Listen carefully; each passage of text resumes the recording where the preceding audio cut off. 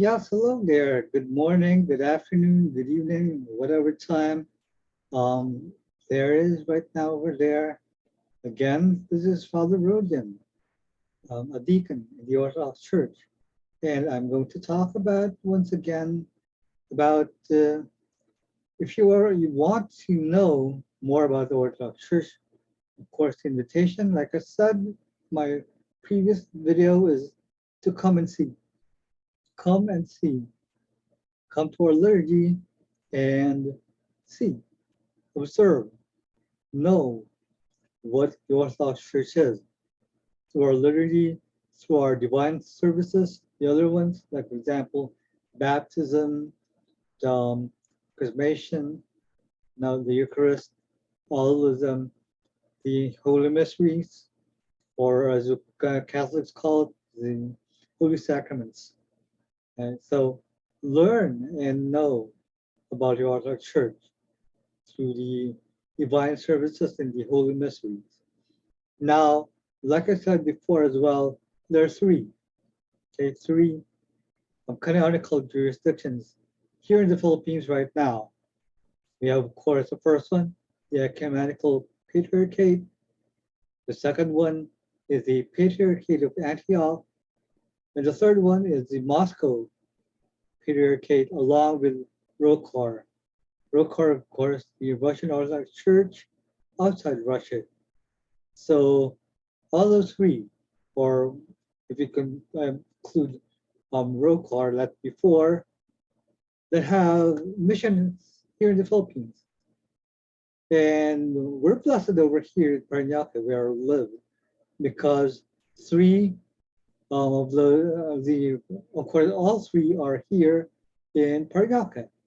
And not only are all the three canonical jurisdictions here in Parañaque right now, but let's say the head, okay, or the head of those three jurisdictions over here. Like for example, the Canonical Patriarchate has, of course, their cathedral over here in Parañaque. Okay, so the seat of the Archbishop, if ever he would be visiting here, okay, the seat of the Ecumenical Patriarchate is here in Parañaque. The seat, of course, of the Patriarchate of Antioch, okay, is over here also in Parañaque. The deanery, also the deanery of the Archdiocese of Australia, New Zealand, and the Philippines is over here in Parañaque. That's Saint Theophan of Recluse. And the dean is Father Costas, and I'm the deacon of Father Costas. So the deanery is over here. The deanery of the Russian mission is also here in Parañaque with Father Alexei, who is a dean for the Russian mission. There's also another deanery over in Mindanao, okay, of the Russian mission. So yeah, so I would say that the city of Parañaque would become, if not yet, the seat of Orthodoxy here in the Philippines. And God willing, maybe it would be. So, like I said again, come over here and come and just see. Now, of course, like I said, there are the three canonical jurisdictions over here in the Philippines. Now, there are what I'd say Orthodox as well, who are not of the canonical jurisdictions, who are here in the Philippines, or what I'd say, I believe that they are here. We have, of course, the Old Calendarists. Okay, the Old Calendarists are here. I think that there are some Old Calendar groups who are here in the Philippines, like there's the Genuine Orthodox Church. I think that they are still here. I'm not so sure if they're still active. From what I know, from the last time that I know, they are here in the Philippines. somewhere in South. Okay, so I'm not so sure though if they're still active.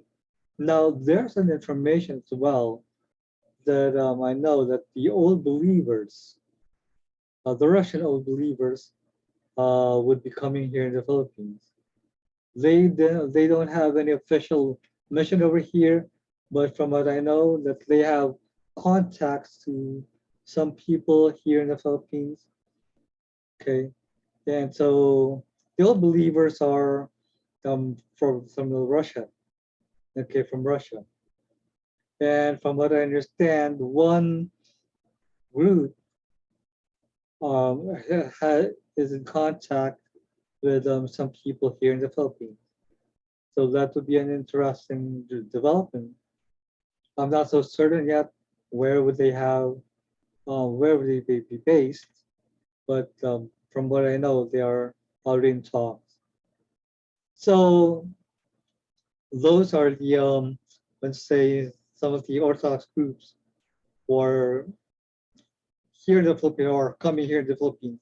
Now, there are non-Orthodox groups who claims to be Orthodox. I won't be naming names. You can just do research.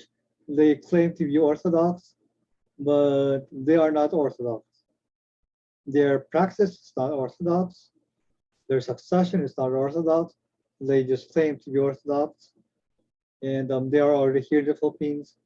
There's even one group is claiming that they are the line comes from Saint John Maximovich. Now, Saint John Maximovich is a Russian saint from the Russian Orthodox Church, but then there is a group that's claiming to be from his line. Okay, but then the thing is that Saint John Maximus did come here in the Philippines, did stay here in the Philippines for a good number of years. I think 2 or 3 years. Is he stayed here, but then he never ordained anyone. Okay, here in the Philippines, he didn't even have any um, converts here in the Philippines when he stayed here. He just came here along with some Russian migrants, and they were it just the Philippines just became their stopover before they went on to the United States. So when he was here, he didn't convert any Filipino to Orthodoxy. He didn't even have any.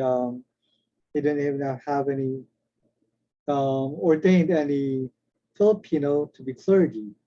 So that group, so I should say, or those groups who claim to be to have a succession from Saint Maximovich, okay, from Saint John Maximovich. So they are not really Orthodox. I'm sorry to say, they have their claim, but they're not Orthodox.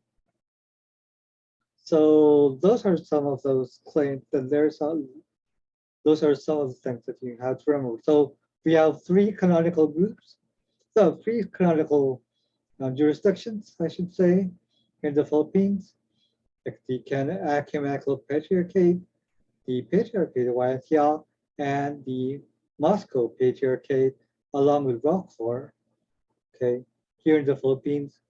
Then we have the groups that are Orthodox but don't have any canonical jurisdiction. Like I said, like the Old Calendarists and the Old Believers. They're Orthodox, but they don't have any canonical jurisdiction. And then, of course, there's those groups are simply not Orthodox, who claim to be Orthodox, but don't have any ties at all with Orthodoxy in any way. They are mostly local groups here in the Philippines. They're just local groups that were set up here in the Philippines, coming from, of course, former Catholic or Catholic clergy, okay, or even they're not even Catholic clergy. There's some of them are just seminarians who became disillusioned with the Catholic Church. They formed their own groups, claiming to be Orthodox. but they are not Orthodox. So, so briefly, that is how the situation of Orthodoxy here in the Philippines.